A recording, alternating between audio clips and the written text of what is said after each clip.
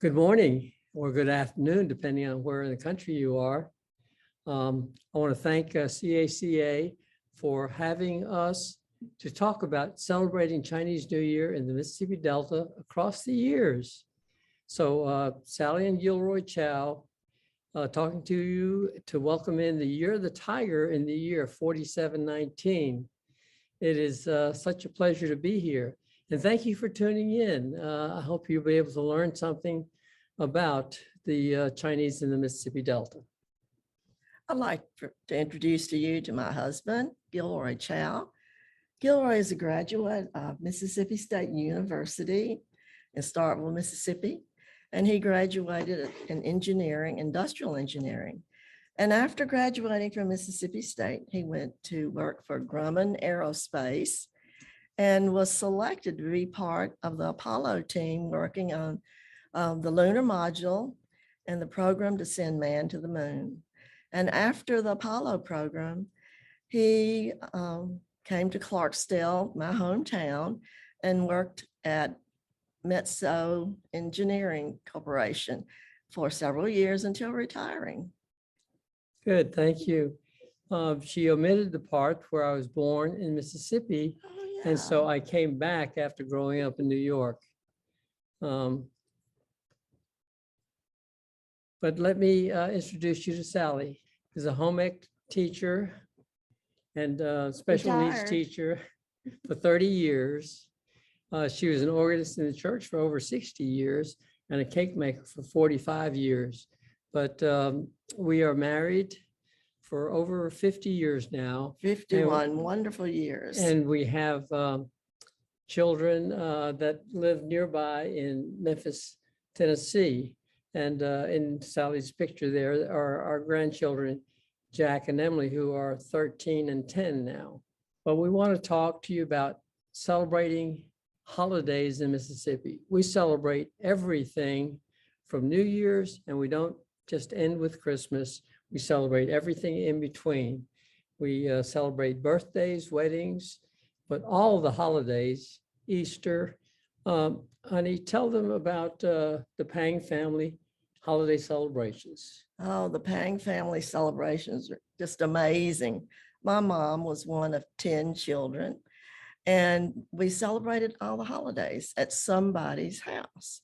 We'd start off with, well, let's say New Year's would be at Uncle Ngee's, and we'd have all the family at Uncle Ngee's house, and we'd at midnight, we'd all hold hands and we'd sing Auld Lang Syne, and we walk all over the house, bringing good luck to every room in the house. And then for Chinese New Year's, we'd be at Uncle Andy's, and that's where we had our first taste of Haagen-Dazs ice cream. And as I mentioned, we had Chinese New Year's at Uncle Andy's. And sometimes we would switch up around the uncles who would have the party, but that's basically who had the New Year's party. And then we had Easter at Aunt Jean's. That was the most special time of the year for so many of us, especially as children, because we had the egg hunt, which was so much fun.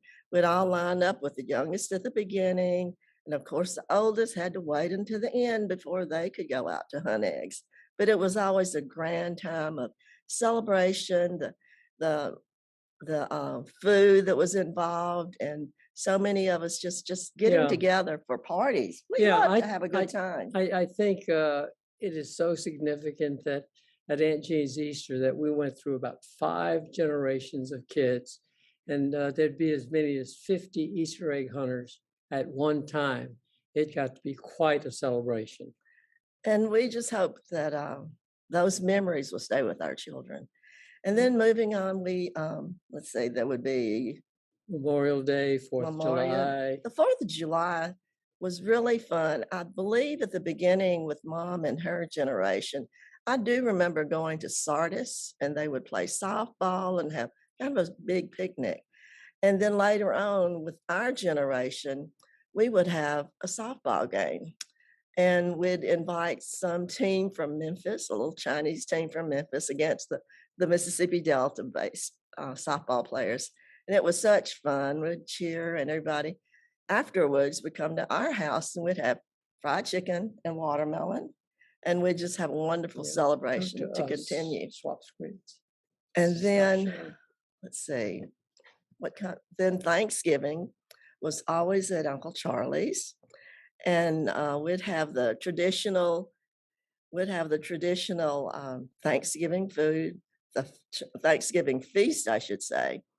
And then later it moved to the next generation, we would have Thanksgiving at Alice's house. And by then, all of us in our generation loved to cook, but then our children also enjoyed cooking. So it would be an obscene feast with everybody bringing their best dishes. But we would always have turkey and dressing, the traditional American fare.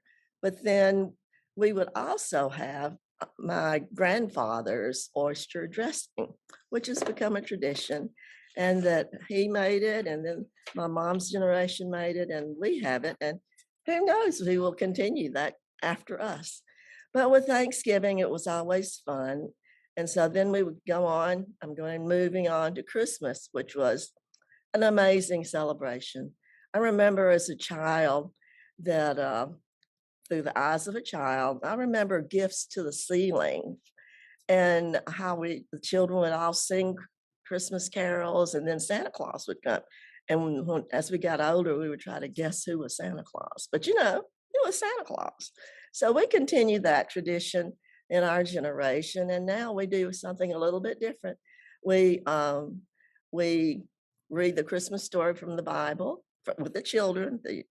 From the oldest to the youngest would have a portion, and then we'd again sing Christmas carols, and then we'd sing Jingle Bells, and then we'd open gifts. That's been our tradition.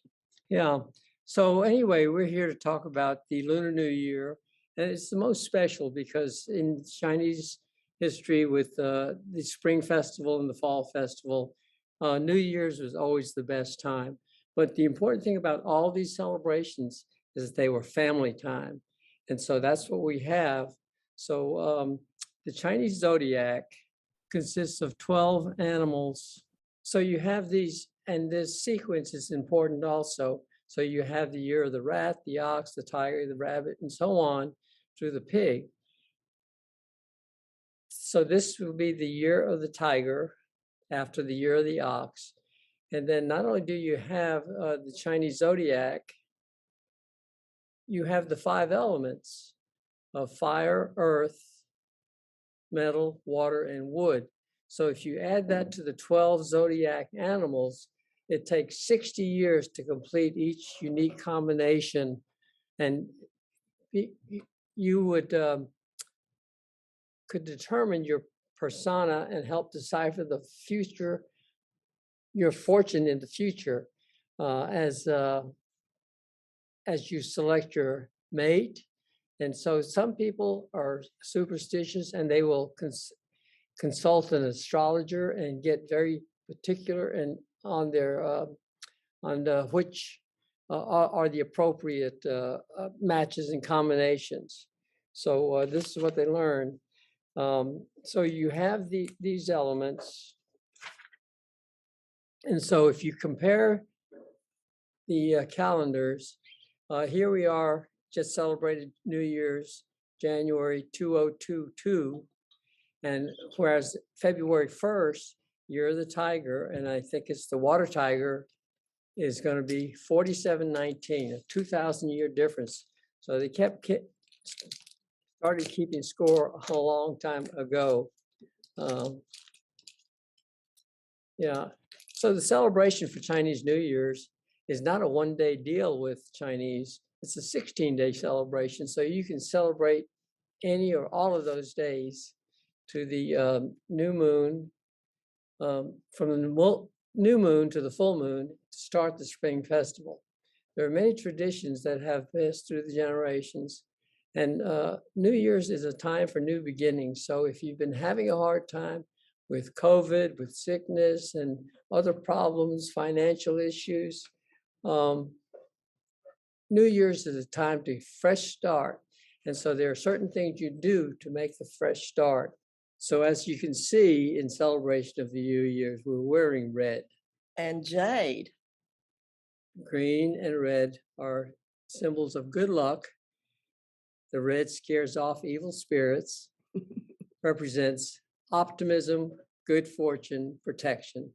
It gives life energy, lifeblood, and it's pretty decorations and sets a nice decor with the red. And so Uncle Pap lived to 105, so it must have brought him red good luck, red luck, good luck. And then he's with his great grandniece, Smith there, our daughter's daughter. And you see they're wearing red to start the new year. Here's another shot of Sally and I with our grandchildren, Jack and Emily. They're wearing red, so they're going to have good luck for sure. Yeah, we know about home pals. Everybody knows about home pals. These are red envelopes or red pockets. They transfer the good luck and fortune, and it's passed from one generation to another. It represents fire, the sun, and brightness. And some of the packages have different meanings. And so you have to be careful that if you're having a happy birthday, you don't give them one that said, congratulations on your wedding or something like that, the double happiness. But anyhow, this one has our name on it. That was really cool. So they'll know We found it in the where store. it came from. Must be a popular name. Yeah, there are more Chows in the world than Smiths, Browns, Joneses put together. Yes. There are certain things that you don't do for New Year's. You don't have sharp things, no knives, scissors, things that will cut your good fortunes. You don't get a haircut. You don't break things. No unlucky words like grief, death. It just brings bad luck. Now, here's one I can't necessarily agree with. No showers. That one's pretty tough. Yeah. Wash away good luck. Maybe you could do it just before midnight or something like Yeah, that. wash just before, just after. But don't wear black or white. Those are unlucky colors, bad colors. There's no sweeping or throwing out garbage. We do that the night before. Yes. There are things that you do to prepare for the new year. Yeah, that you have lucky papers written in gold. You see it on the walls of homes and businesses. Wealth, prosperity, longevity, happiness. These are good words, and you're written in gold on a red plaque. And so you see it stylized calligraphy, just many different modes that you'll see these words. So when you go to the restaurant, if you want to show how proficient you are, you just read the word. Oh, that's longevity seal. Oh, and double happiness. Double Everybody happiness. knows. Double Everybody happiness. does that double happiness because I you know go to that one. weddings. Yeah, so as you prepare, you need fresh flowers, appropriate gifts such as fruit, candy, cookies, nothing in white. Get rid of old debts. Get rid of old debts. Shop for appropriate attire. You want to wear new things because it's a new beginning, a fresh start. You And remember so- that when I go shopping, okay? And you want to sweep clean and obtain foods for the feast. So you want to prepare for the new year. What's Chinese New Year's without fireworks? You have set off firecrackers at night to scare off and fight the monsters and the bad luck. There are lots of stories about that. And then you do firecrackers again in the morning and to welcome in the new year and to bring good luck. As a young child, we used to love shooting off fireworks. In New York, they were illegal, but you could go to Chinatown. People say, "Where can I buy fireworks? Where can I buy fireworks?" And it was good.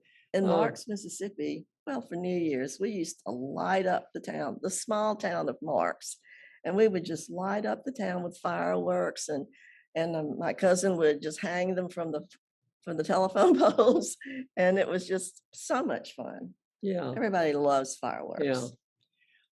The lion dance. Does the lion scare you or delight you? He's designed to protect you. the lion is dancing is synchronized with martial arts practitioners, drums, cymbals, Loud gong, drums. and the massive lion is head with his flowing tail has flapping eyes, flapping jaws, and the eyes bounce up and down, and he follows the ball, which is the priceless pearl. And so it takes a skilled practitioner to manipulate the dragon's or the lion's head. You know, for years and years we said dragon dance, and then we found out the muflu is really a lion. And so, but then the tail are the other dancers that I heard that in New York, or maybe it was in San Francisco, they had a lion that was 200 feet long. So Wow. just imagine twisting and turning and dancing in front of each. A lot of practice, and because there is a do it, and then at the end, you reward the troop with red packages or those hong baos, that lucky money. Yeah. So New York, you know, we've talked about in New York, we just went to Chinatown and went to a restaurant. Well, it's a little different here. You know, we growing up, there were not many Chinese restaurants around, and we had to be the restaurant. We would have our woks cooking on the outside. We would thankfully had walk-in refrigerators from our grocery store so we can store the food, but we had to prepare it on our own. And we actually had someone in town, Kim Wong, would bring his friends to do the lion dance. And it was pretty scary as a child, but it was so much fun. But, you know, traditions we like to carry on. I know my niece, Andrea Pang, wanted to have the lion dance at her wedding. So, you know, it's not such just for New Year's, it's for celebrations. Yeah, and that was in New Orleans where she had an Asian troupe available to do that It's because really they did cool. the whole thing. They didn't just do part of it. They had the whole troupe with all the gongs and cymbals. But I couldn't get over how almost terrified our grandchildren were Yeah. at the. Well, it's so loud. They're not used to that huge drum Mhm. that is pounded on. Okay, so you can't have a meal without having a proper menu. So the foods that you eat will help determine the year that you will have, how your wealth, your health, and your happiness depend on eating the right foods. But then it also depends on what part of China you're from. In northern China, you're going to have dumplings. In Toisan or southern China, you're going to have spring rolls, glutinous rice balls, in soup. You're going to have fat choy, that is the seaweed dish. And in Mississippi, you're going to have black-eyed peas with pigtails and collard greens or cabbage, something green, leafy to bring you money, green, something green. So how do you prepare so many dishes? You know, you have this big menu. Well, first you have a big family. Big families are really nice, especially big families who love to cook. And that's our family. Right. So which family doesn't have a big green egg to smoke a tenderloin or smoke a turkey or smoke ribs or Who has a big outdoor walk? right. Well, we Exactly. have, our children all have the big outdoor walk. We made sure that they had them and they just love it because it's so fast cooking.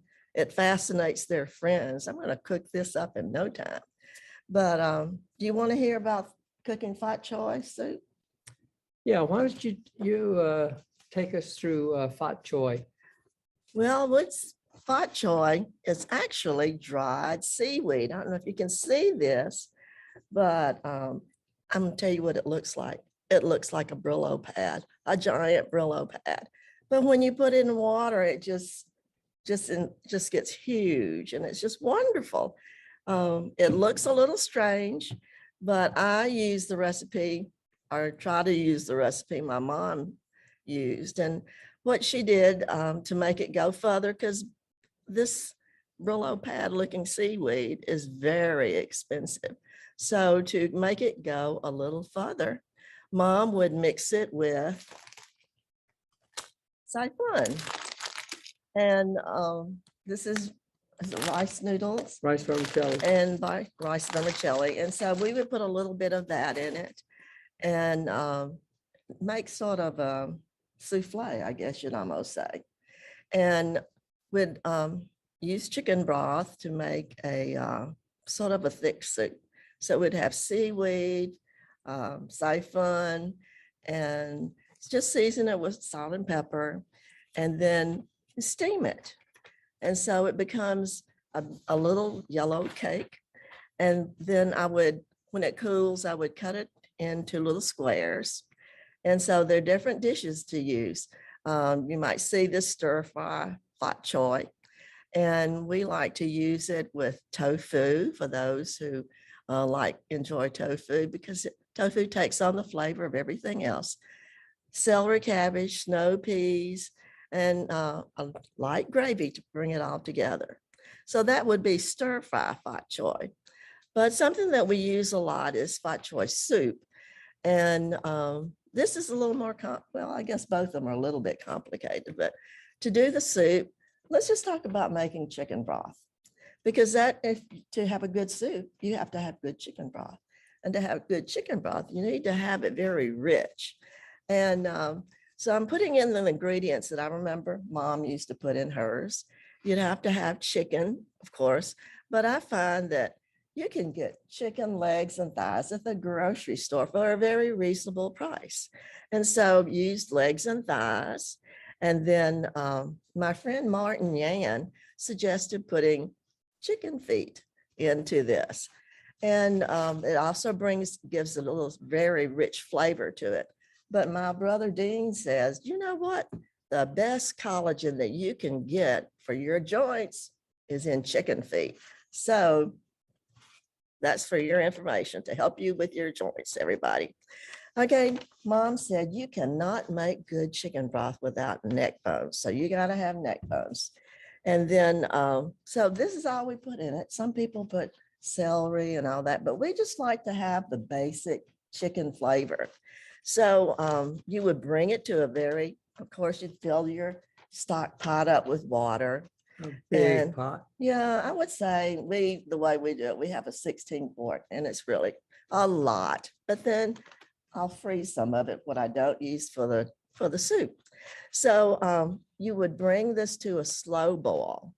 You don't want it to just boil and boil really hard, because it would make your soup cloudy. No one wants to have cloudy soup. It must be clear. And to do this, you need to bring it to a slow boil and simmer it for at least 6 hours. And we like to do it overnight, and we may simmer it for 12 to 15 hours and to really get a good rich broth. But anyway, 6 hours is plenty, but we just like to do it a little bit further. Now, that's how you do the broth. But then, of course, we have our bok choy that we've already cut into little squares.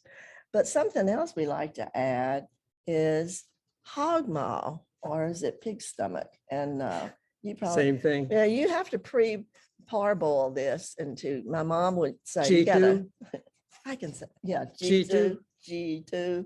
And you pull out the fat and cut it into little pieces. And you would parboil it first, of course, so you can get all those, the fat out. But then you would cut it up and put that in the soup. And then you would use red dates as a flavor. And then my favorite thing is phu chuk. And I like to use the round phu chuk and cut it into little, after you soak it, you would cut it into smaller pieces. And of course, no Chinese soup would be correct without dried mushrooms. So we would have that also. But to flavor it, you have to taste it. And sometimes, you would use chicken bouillon maybe. And of course, salt, but taste it as you go along. But I believe, and let's simmer that. till and let it just marry, as they say. Put a lid on it, let simmer and marry for a little while. And so that would be your fat choy soup. And our children like it. You know, we look at it, you know, with the Brillo pad and we go, wow, how strange. But my daughter says, you know, I can't believe I really like this. This is really good. Yeah, But going on also, we have black-eyed peas. We want to do that? yeah. Yeah, well, let's hold it. Okay. Yeah, so the Chinese New Year menu in the Delta is will include a roast chicken, the whole chicken, head and all, roast pork, spare ribs, cooked in a loo and cooked on charcoal, steamed whole fish. Caught by my brother Audric. Yeah. Black-eyed peas with pigtail. Well, do I get to talk about the black-eyed No, peas? let me give the whole menu first and, Go ahead. okay. And then you can go back to the specifics. Stir-fried collard greens, fat choy stir fry, the Delta fried rice, With bacon. sticky rice, and then for desserts, these sponge cake, pea pods, or dantats. So now we can talk about each specific dish, but you want to have a complete menu to have good luck, wealth, health, and prosperity throughout the year. So you do it with a proper menu, Okay. not pak cham kai. Can't have that white chicken. It's bad luck. Yeah, But I want to tell you a little bit about the black-eyed peas. And everybody has their own recipe. It's a Southern dish that we have tried to adapt it to our Chinese traditions too. But we like to use of course, you can go to the freezer, but we like to use the dried black-eyed peas. And we soak it in chicken broth. Just get a box of chicken broth and let it soak overnight, and it's ready to go. Well, we make the broth to cook it in out of ham hocks. So you make a broth with that, and you add your pre-soaked black-eyed peas. And we're going to season it with pigtails. Yes, you heard me right, pigtails. And the way we do pigtails, your very kind grocer would cut up the pigtails for you into smaller pieces. But I like to fat bust it a little bit. And so, yeah, what is fat busting? You get rid of as much fat as you can. So I like to season the pig feet a little bit with garlic, black pepper, and salt. And then I'll bake it at 350 degrees for 35 minutes or 45 minutes until the fat begins to render out. And then you know you're ready. Well, then I may put it in some boiling hot water and boil it out just to get a little bit soft. But then it's ready to go in the black-eyed peas. And you add a little bit of minced onion. That's just really good. And I like to add maybe a couple of star anise in it. Little, very subtle flavor, but it blends well with it. And I like to do that. But my friend Jean and her husband Steve told me, here's the secret to using dried beans. Do not stir. And so they were right, because if you don't stir it, the beans will be so much prettier than mushed together if you stir it. So remember, do not stir until you're ready. And that's how you make delicious black-eyed peas. Don't forget the Good, black good. pepper. Okay. Let me show you what some of these dishes look like. A Audric Chow caught fish either in Sardis Lake or the Mississippi River, steamed black bass. I have you- to interrupt. Okay, go You ahead. know, one time a group came down to interview us about Chinese in the Mississippi Delta, and they said, well, show us where you buy your fish at the fish market. We would like to show the people that. And I said, fish market? No, you don't understand. You're in the Mississippi Delta. If we want fish, we have to go and catch the fish. And luckily, my brother Audric is a fisherman. And so A good one. he supplies us with all the fish we want. So there it is, Audric's Bass. bass. Yeah, they're anywhere from a 1.5 to 6 pound black bass, and they are wonderful. And you- Fresh fish, you yeah, can't beat fresh yeah, fish. yeah. Frozen fish, it works, but you can't beat the Yeah. fresh. Fresh is best. Yes. One of the things, here's a picture of Dean and Young, Sally's brother wearing his Ole Miss shirt, but Isn't it? Young in her red top, washing collard greens that were picked that morning. So they're fresh and they'll be ready for their stir-fried collard You want to greens. hear the story about the collard greens? Sure. Well, my son Bradley was at Mississippi State, and which is not far from Columbus, where Dean and Young live. And of course, they're so kind and said and would invite Bradley over for dinner quite often. And so one time, Bradley came home and says, Aunt Young made the best greens. Mom, you've got to find out what it is. So I asked Young, what is this vegetable that you have got my son to eat that he just loves? And she says, well, Matthew likes gailan, and there aren't any Chinese vegetables around. So I looked for a substitute, and she found collard greens. And so that is what she calls fake gailan, would be collard greens. And so it became a thing for us. We stir fry collard greens. And it's just wonderful. Good stuff. Good. Now, we said we had needed an appropriate dessert.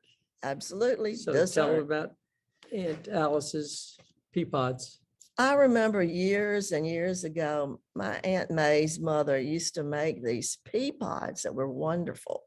Well, she would make them, from scratch. She would make the dough and everything. They'd be paper thin and just perfect. But now, we adapt to what is available. So Alice uses, my sister-in-law, Alice, she's the maker. She uses wonton skins and makes a crunchy pea pod using peanuts and a little bit of sugar, just a little bit, and coconut. And she brings it together. They're called peanut and sesame seeds inside of it. It's delicious. And so Audric fries it for her outside in the wok because it uses Pretty less golden grease. brown. Pretty good. Yep. Oh, we didn't talk about the other dessert would be sponge cake. And Well, I that don't have a is, picture of that. oh, you don't You have go a, ahead. okay. The other dessert we like to have is sponge cake. And I like to use Aunt Wanda's sponge cake recipe because she was just known for her sponge cake. And Charlie gave me the recipe and it's pretty good. Very popular. And guess who else loves sponge cake? Of course, for Gilroy's birthday, I have to have sponge cake for him, Aunt Wanda sponge cake. But we also use it for New Year's. You got to have sponge cake. So, here's one of braised pigtails. That's how you prepare it for. That's how you prepare. That's the before picture. But we also have pig's feet. And that's something else that we use everything, every part of the animal. And so we do pig feet, which a lot of people have memories from, I remember Mom used to make that. But pig feet, it's not that hard to do.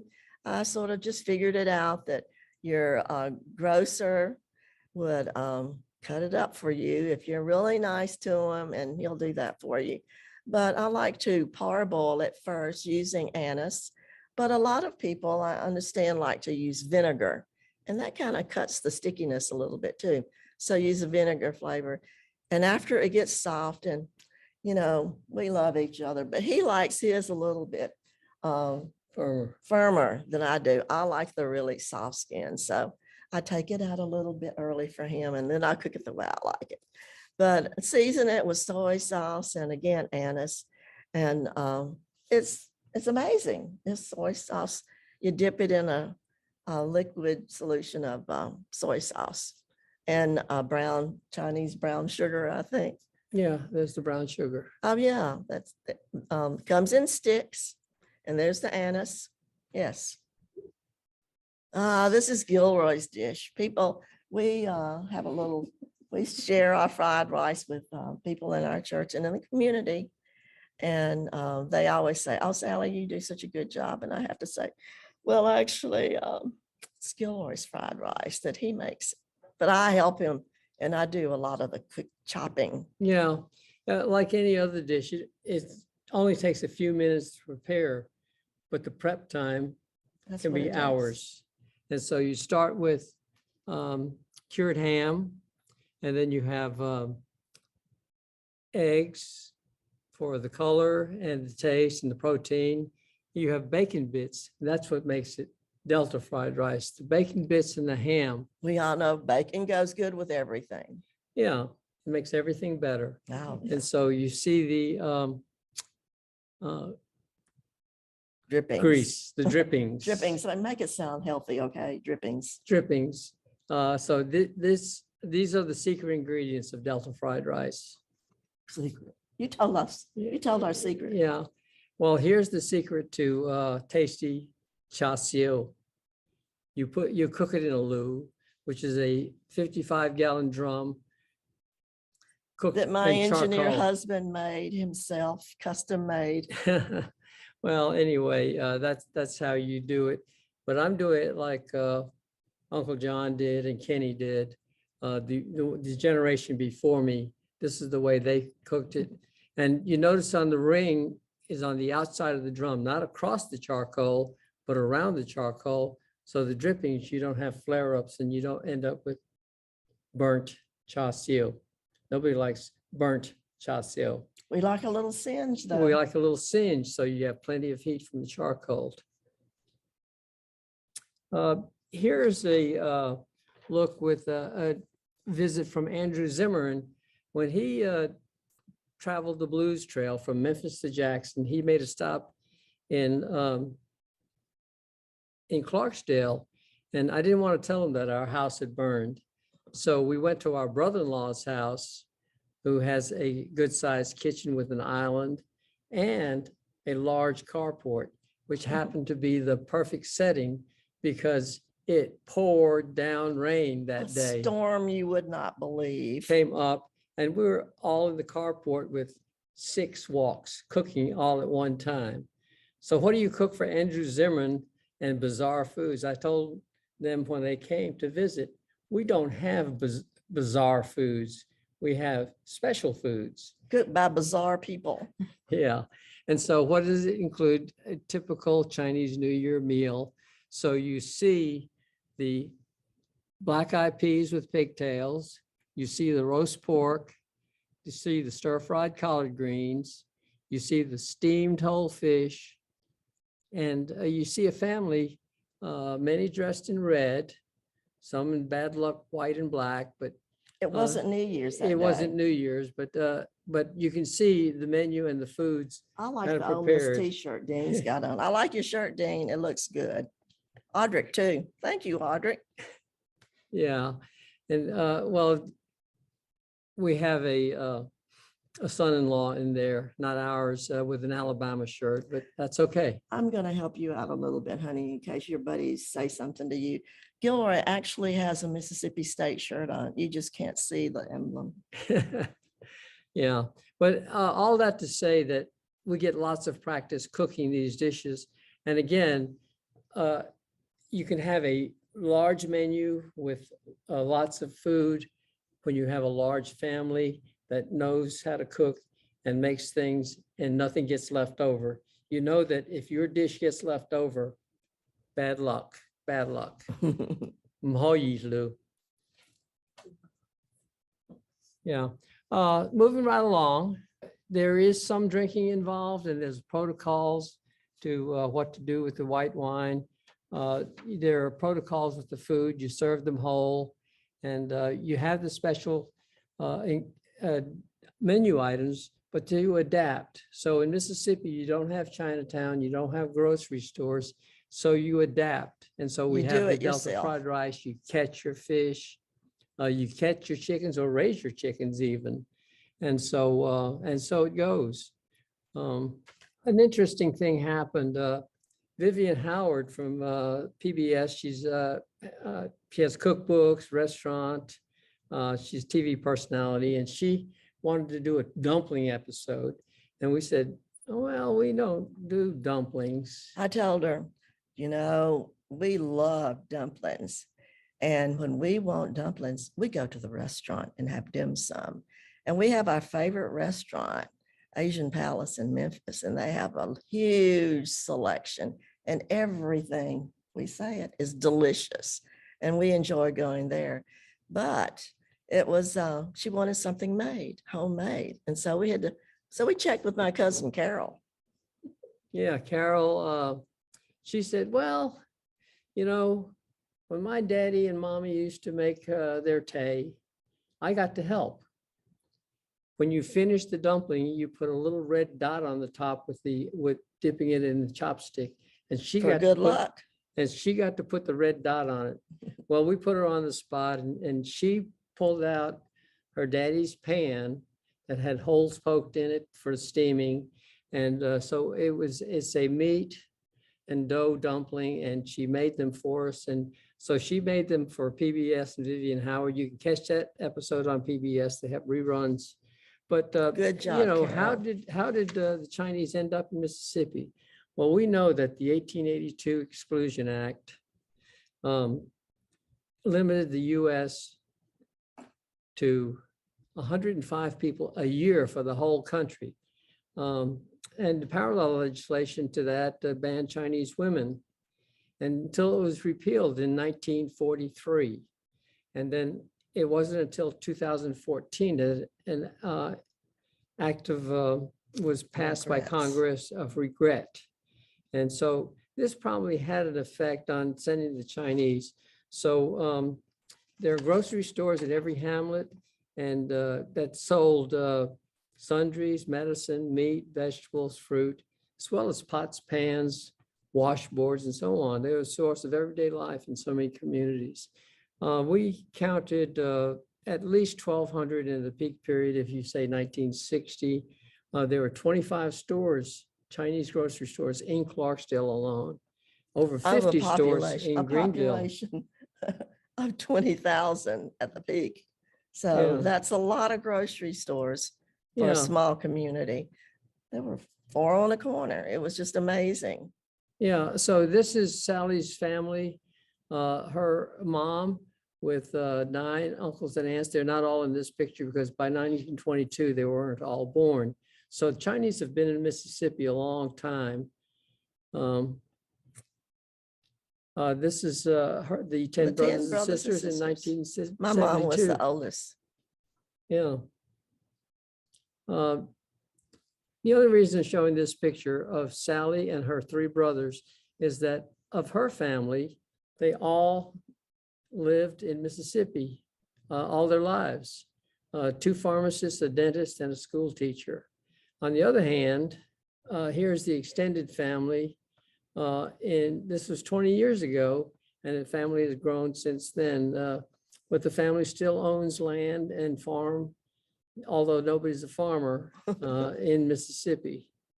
So, you know, on the other hand, my family of 6, all born in Mississippi, I'm the only one that came back to Mississippi. The smartest one stayed in Mississippi. Yeah, or came back to Came back to Mississippi. Mississippi. So I grew up in New York, and so that's why we celebrated in Chinatowns. But then after Apollo, we came back to Mississippi and have lived here ever since. But if you want to know more about Mississippi and the Mississippi Delta Chinese, there are a number of books. Chopsticks in the Land of Cotton, Dr. John Jung, Robert Cito, Adrian Berard, Joan Nathan, just a wealth of source of information there. So we want to say Gong Hei Fat Choi. And y'all come see us, you hear? Yeah, we want you to visit the Mississippi Delta Chinese Heritage Museum In Cleveland, Mississippi. And we want to thank Ashley Jenkins and Emily Jones for helping us put together this podcast. We were able to do this so that we could be on the road during the time. But you see the logo of the Mississippi Delta Heritage Museum, Delta State University, and our other partner, the city of Cleveland, who has helped us preserve this history. And so again, y'all come see us, you hear?